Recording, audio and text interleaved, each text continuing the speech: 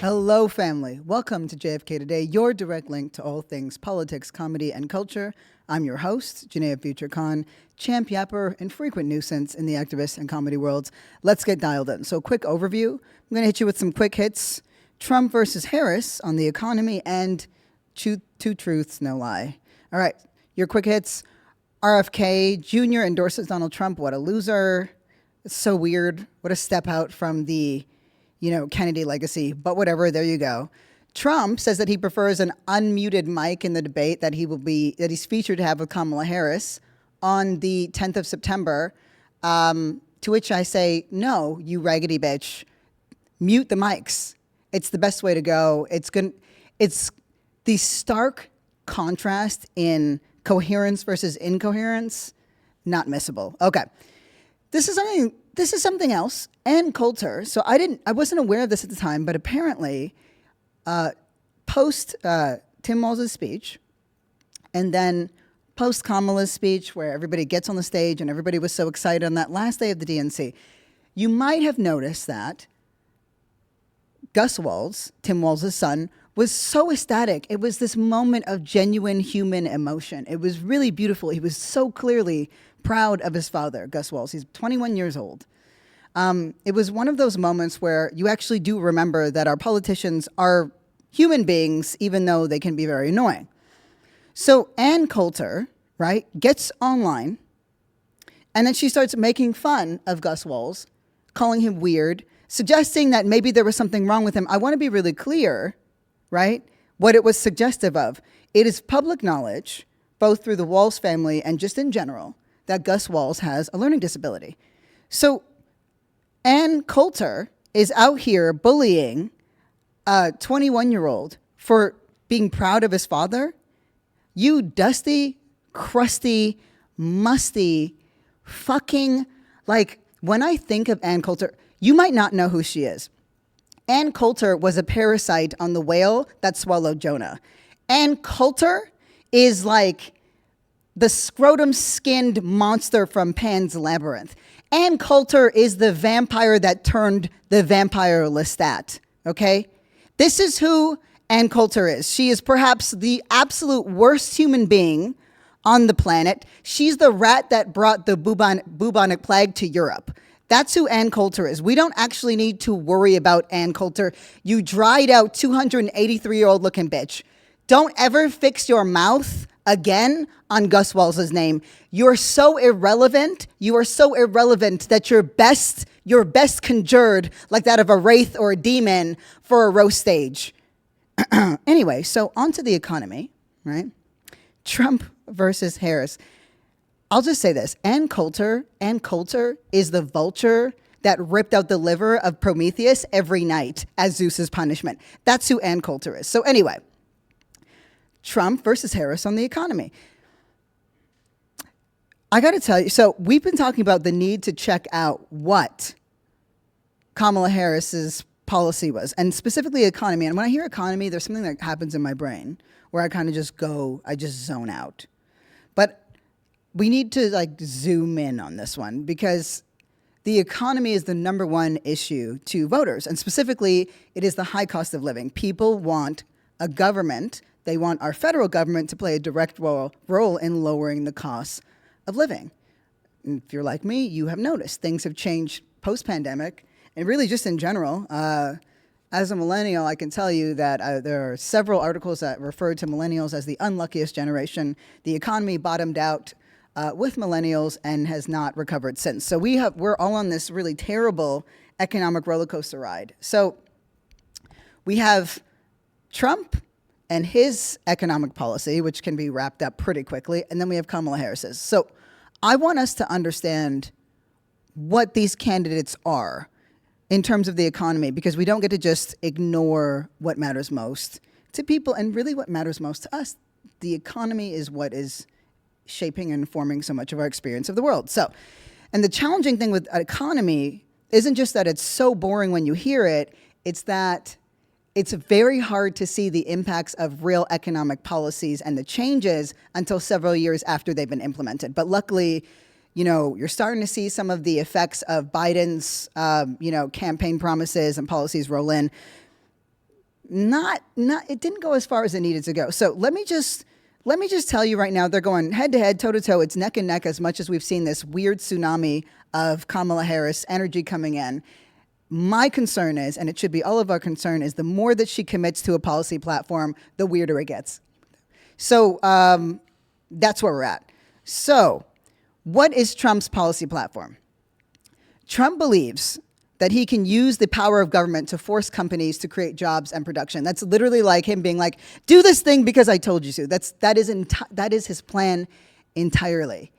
This is from the Washington Post. This is from the New York Times. This is from the Daily. I had to listen and I had to read and I had to research because I'm like, this literally can't be true.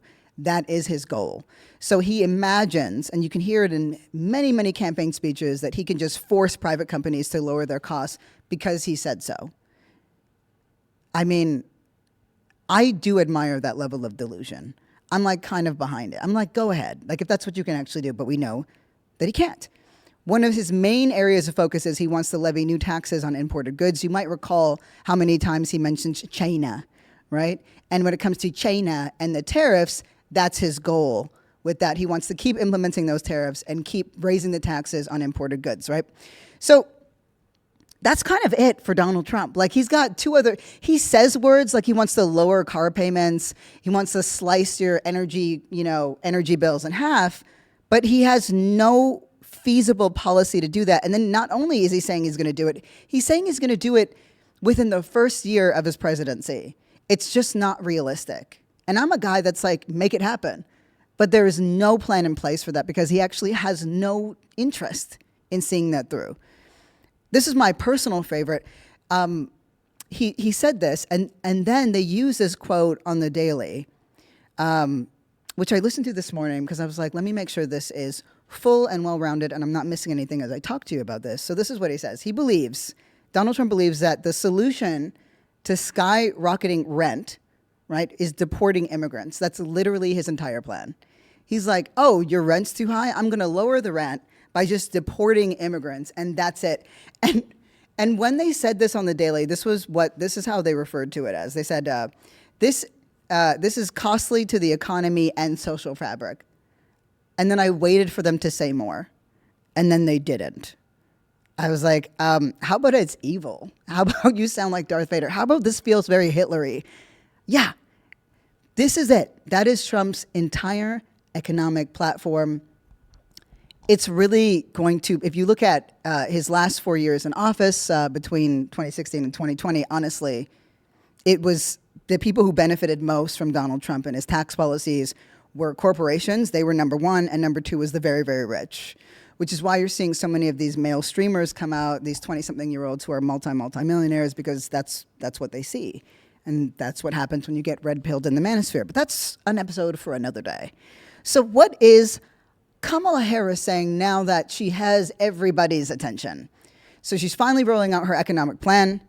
This is what she says her goals are. Her goals are to break down monopolies.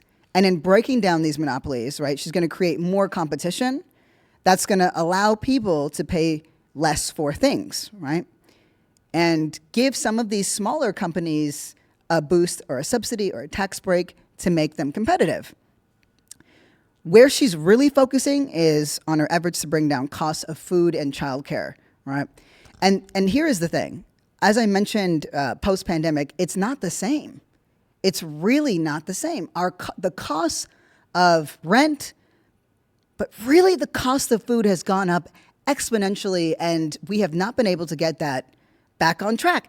I've been furious about it because here's the thing. When we say monopolies, that simply means that too few firms, so there's maybe a handful of companies, and they have too much power. And when you have that much power, you can literally buy out your competition. You can cut them off at the knees, and it immediately makes for no competition. And when they have monopolies like that, it means that whatever they say we should pay, we have to pay if we want to access those goods. The goods in this case is literally just bread on the table. And this is one of these massive monopolies are one of the effects of late stage capitalism. You've heard terms like late stage capitalism. It means this is what happened when we were all gas, no brakes on the industrial era all the way up to right now, right? Where corporations and these massive companies and multi-millionaires can just keep merging and merging and merging until there's only a small handful. You can see it from the weird ways that we now have to pay for like 1 trillion subscriptions to the cost of food in grocery stores. And really, even those have shifted. So as boring as it might seem, Kamala having an answer for this actually matters. And it's something that we should be looking at all politicians across the board. Like, I don't know, what are y'all doing if you're not fighting these massive corporate monopolies? And you've heard me talk about antitrust, but let me just like break it down in a way that makes sense, right? Grocery stores are seeing their highest profits margins in 20 years. They are making buco dollars, they're making bank. So big companies are actually ripping us off. There are things they're doing it in multiple ways. If you are bored for a minute and you want to try something out, it's people were doing it on TikTok. If you go back to an order that you made when we had to order things online. So if you go maybe to your Amazon, you go through your grocery or whatever, maybe you ordered from, Bristol, maybe you ordered from Fresh, whatever it was, and refill your cart with exactly what the items were back then and look at that price difference. It is staggering. It's staggering. And there are other ways that they are ripping us off, and things like shrinkflation, which is another cute word that we've seen online, but it essentially means they're charging us the same amount of money while making the product smaller and offering less in it. So we're paying the same amount of money for a portion that is maybe 25 to 30% less, right? So prices have not gone down since the pandemic, and we should be furious about that because we are the people, like just the everyday people, the proletariat, the working class, the middle class, whatever it is, are paying the costs so that corporations can be subsidized, so that a couple of fat cats can jump out of like their golden parachutes and just sail off into the sunset, despite the fact that they've done irrevocable harm to our literal economy and to us. Like, it's weird because it's like the Gilded Age during the Great Depression. Like, there's really two major lifestyles that are just happening here. One is the one that you can't really see, right? Unless you know like the Gettys and the Bezoses or whatever. And the other is what we see every day. So Kamala Harris wants to take on big tech. She wants to take on monopoly, and she wants to use the federal government to do it. So Trump was like, I'm going to use the federal government to just make private companies do what I say and make new jobs, and that's it. Kamala Harris actually is like, no, I want to use the federal government to break antitrust laws, to break up these massive corporate mergers and to stop them in the future, and to stop price gouging. So that is what happens when a corporation takes advantage of a literal pandemic or crisis and makes us pay more money for no reason, because it knows that we absolutely need that service. You know who covers that well? I mentioned this before, but it actually is a really useful book. Naomi Klein's Disaster Capitalism. We are going to see more and more of that. But having these antitrust laws in place, and we've just recently seen how effective they can be with Google, albeit it came way too late, is we need it. You need strong antitrust policy because it prevents large corporations from literally wielding market power that hurts us first and competitors second, especially when trillions of public dollars are flowing into them.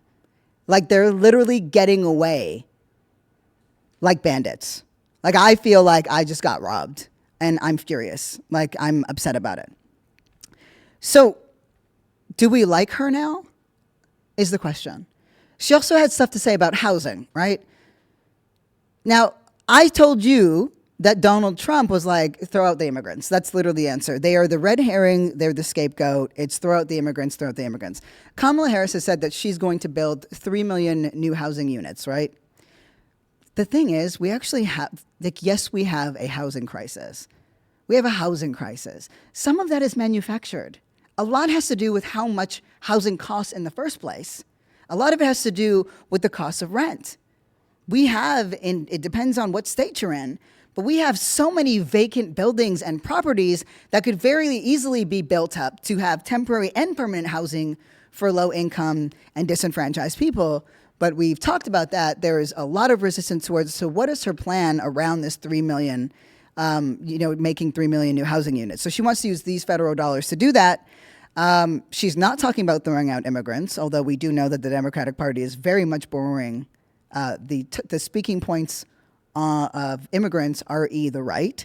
And, I thought about it post DNC, and then I replayed a lot of those speeches online, and I was like, oh, it wasn't just Palestinians that were robbed of a moment, it was also immigrants. This was a moment for the Democratic Party to present a kind of moral correctness, which they just simply failed to do. I think we really need to pay attention to that as the left, because the ways in which community and people, society can be turned against each other very quickly when they're in economic crisis.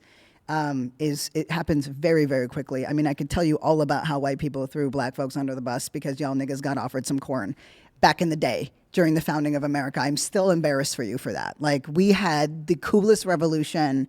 You had Bacon's Rebellion, all these amazing tiny revolutions. We're fighting against New America because black enslaved people and indentured white laborers were coming together to fight against the merchant class and the rich. The losers who couldn't hack it in England came over here and were like, we need to do these things. We're trying to build this new country out. We got to take the land from the Indians, and we want to enslave these people. We want indentured laborers forever. And then what happened? Well, we all got together and we were like, oh my God, eat the rich. Forget this class of people. We don't need to do what they say. We can literally just be out here on our own. And then the rich people got together and were like, ooh, this is getting too impactful. This is getting too effective. What do we do? What should we do? What do we do? So what did they do? They offered the poor whites some corn and a musket. And I was like, nah, like, no way. Like, we were homies. We were doing some awesome shit. Like, no way. And then I turned the page in the people's history, and there it was. You sold us out for some corn. Corn doesn't even slap like that outside the hands of Mexican and Latino people. What are you doing? Corn, a starch, my nigga? You threw us under the bus for some starch? And then the land that they gave these poor white folks, so they did offer them some land, was land that was actually indigenous territory. I mean, it all is, to be clear. But this was still very much inhabited by indigenous people. They literally used poor white people to fight indigenous people to expand their own agenda. Like, it's the same playbook over and over and over again. And low key, I don't know if I'm ever going to get over I'm pretty sure that's where the term corny came from. Like, corny came from when poor white people threw black people under the bus for a fucking musket and some corn. A musket is not even a cool gun. You had to jerk that thing off about 30 times to get a shot off, and you were just as likely to blow your hand or your face off. I'm so embarrassed. I'm so embarrassed. Point is, the ruling class knows exactly how to set up a scapegoat so that we keep fighting each other and we never look up at power. And I want to be very clear about the ruling class. I'm not talking about, and I've said this before, I'm not interested in talking about movie stars or whatever, right? Unless they're Ryan Reynolds. But I'm just not interested. Like, there are a literal class of people who are deciding the shape and the contour and the nuances of our lives. And we barely know who they are outside of the big players. And you best believe I'm power mapping them. And that is going to be an episode at some point. But I am so upset. And I'm not about to let us treat immigrants as if they are the cause for our economic strife in this society. Anyway, back to Kamala Harris. She wants to, this whole tax plan with the housing expenditures and then also the child tax credit plan, so that's going to help middle and lower income parents. Altogether, this will cost about $5 trillion, right? And you're like, whoa, is that going to come out of my taxes? Because honestly, the IRS is so mean to me. I just got here. I literally just got to America, and they take so much of my monies, and I didn't even do anything. Like, I didn't even do anything. I'm just out here trying to do the Lord's work, and Audre Lorde. I'm trying to do the Lord's work, and they just keep taking my money and aren't even nice to me. So, is it the average person who's going to be paying for Kamala Harris's plan? No. I looked into it. No. In her plan, it is going to be paid for by taxing corporations and the very, very rich the way that we ought to, when you look at other societies like, I don't know, Denmark, etc.,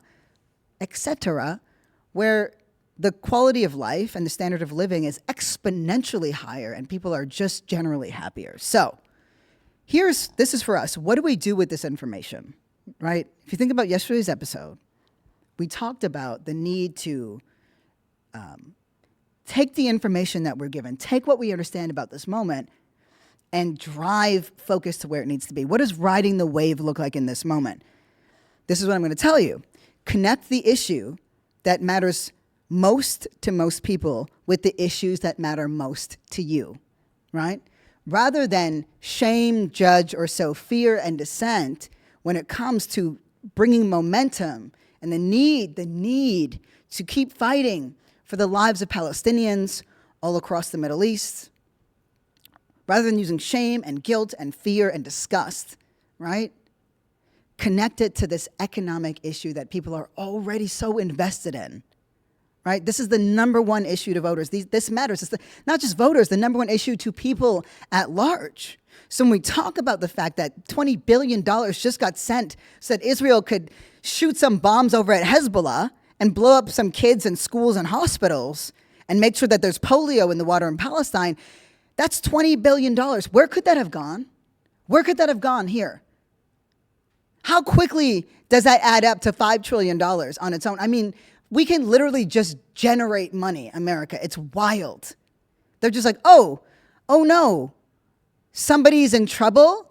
Oh no, did a dam break? Let's send $8 trillion to Israel. Oh my God, did Kamala Harris get a paper cut? Somebody send $19 trillion to Israel. Oh my God. Do we have infrastructural issues in America? What did you say about our public education system crumbling at our fingertips? Send $20 trillion to Israel every time something goes wrong here. Why don't we just send money to Israel to fix everything? That literally could have been the entire Marvel's films every time America's in crisis. Just send 20 billion, trillion, $100 million to Israel and all will be just fine. That's literally what it feels like. It's wild. It's wild. But connect. If this is the thing, and I promise you, I know this is not the most satisfying answer, but this is how organizing works.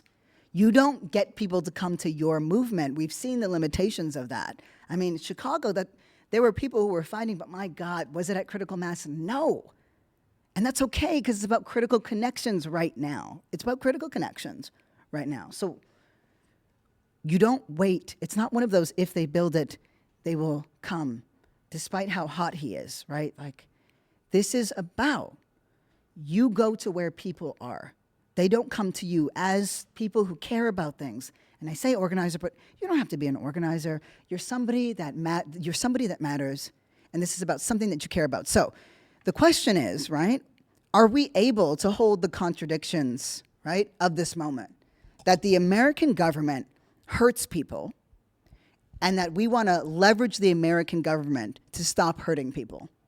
That is truly what we have to do in this moment. It's what every organizer has done. It's what every artist has done that tells the truth and resists the status quo. It's what every caring, thinking person does. I mentioned that we live in perpetual contradiction, but can we, in this moment, hold two truths at once? Can we?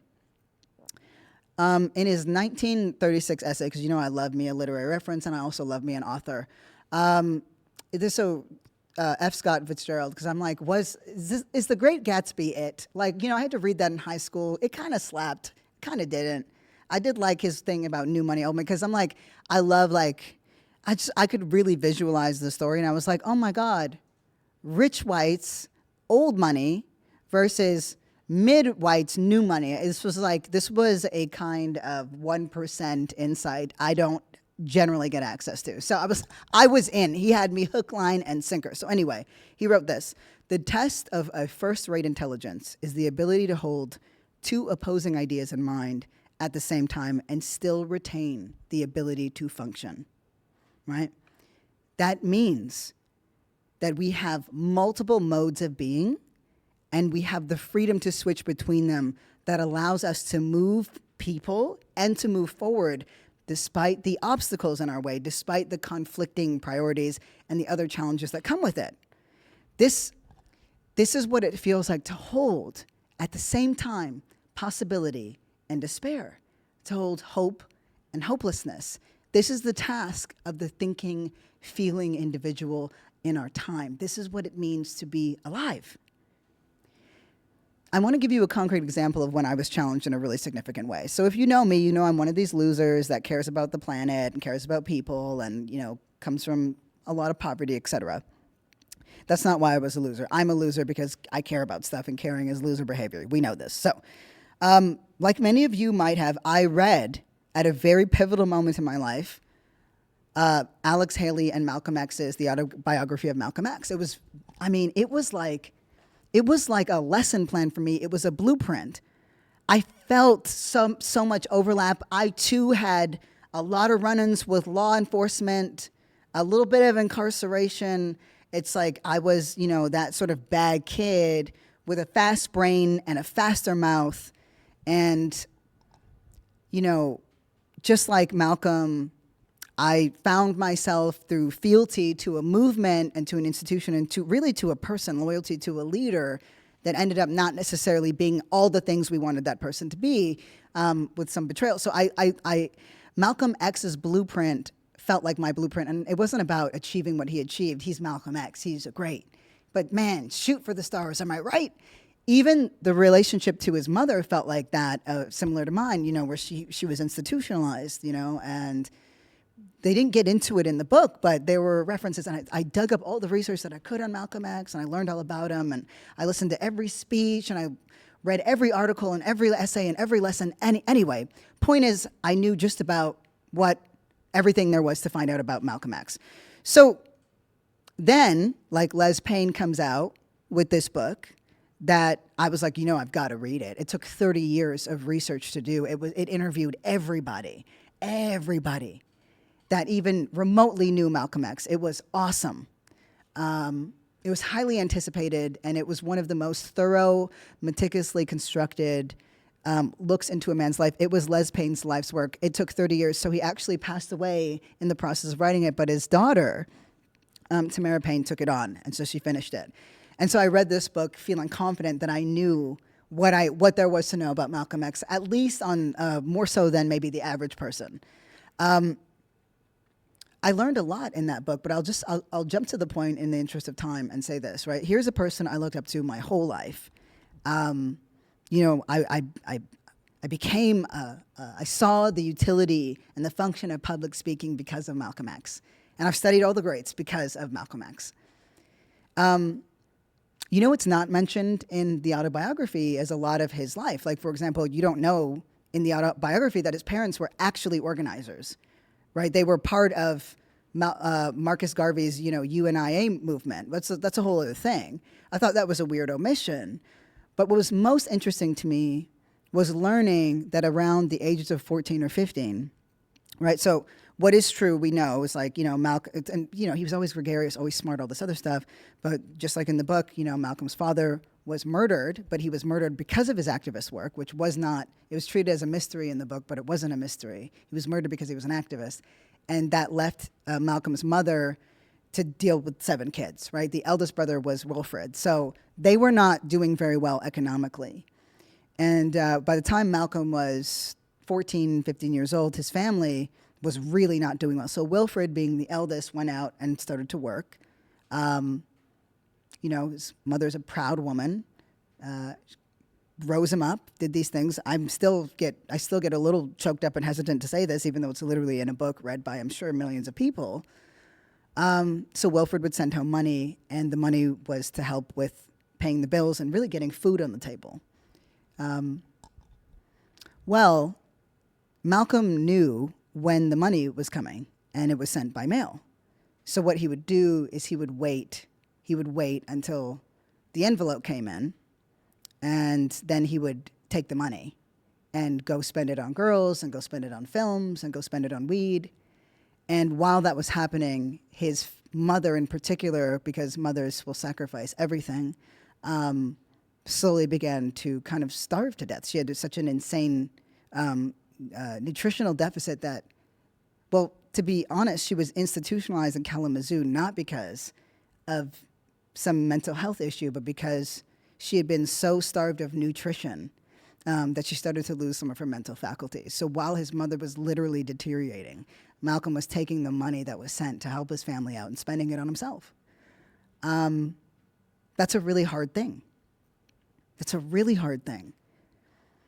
I had to ask myself, am I disillusioned? Did I believe he was perfect? And, he never pretended to be, but that was a story that mattered. I don't know I don't believe in the concepts of good people or bad people. I believe in what we do. And I think that's a choice that we make every day. And I think it's something that can change. They could start out as one thing in the beginning of the day and turn into another. I hate morality. I'm very much more interested in ethics and principles. But that's one of those moments where you can hold, where I had to hold, where you can hold, where we can all hold two truths at once. And really they inform each other, right? To me, it makes Malcolm's transformation that more meaningful. But I'm much more aware of the sacrifices made by his mother, by his parents, than I ever were. And it makes me appreciate the story all the more. My point is, right, there's a Somali proverb, right? Trouble has horns to hold, but not tails, which means I'd rather grapple with the truth than try to catch after it because you can't. Once it's gone, it's gone. You can choose to be in the fight, or you can choose to sit on the sidelines. I choose to be in the fight. I want you to choose that with me, whatever that looks like for you. And the last thing I'll say about this is, we really stopped doing service work in the interest of looking at these big systems and trying to go after these big structural changes.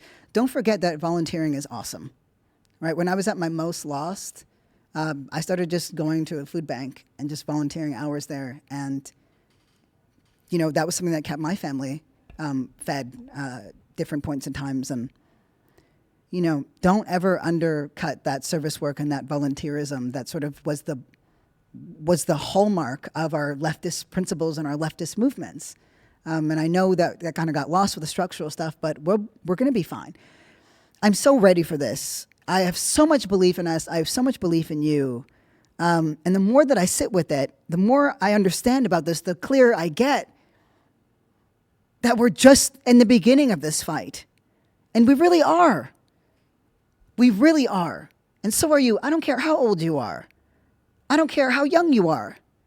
As long as you're here, everything is possible. And I believe in that possibility, and I'm fighting for that possibility right alongside you. So with that, with our two truths, no lies, why don't we hit the VMs for that question of the day?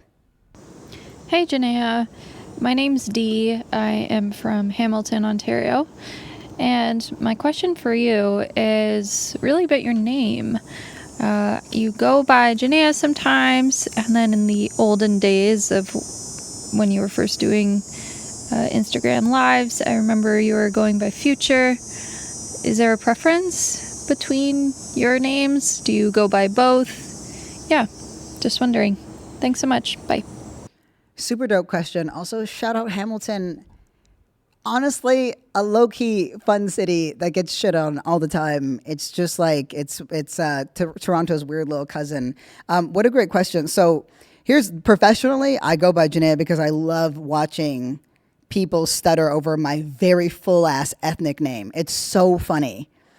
So it's like, you can call me Future once I know you know how to say Janaya. But Future is a movement name, so the movement really named me that. They gave me that name, and then it became so prolific that it had to be in part of my citizenship process because it was a name that I was very much known by. And so I don't know that I have a preference. I kind of like them both. They do speak to different eras, which is why I kind of adopted Future as like an actual, like, right there in the middle. But I definitely am like, can you say Janaya? Like, can you? Also, I'm way cuter than Future the rapper. Let's just be real about that. Like, I'm pocket-sized. You can take me everywhere. I'm like your little activist to go. So, what a dope question. Thank you for that. And with that, I want to say to you, thank you so much for listening to JFK Today. It means the world to me, right? This show really is a labor of love. We got new episodes dropping 4 times a week. We're available everywhere podcasts are streaming. Yo, I want to hear from you. Drop me your voice note questions at jfktodayshow@gmail.com. All the questions are the good questions, trust me. Shout out to KR and the JFK team, and shout out to you, the listeners who make this all possible.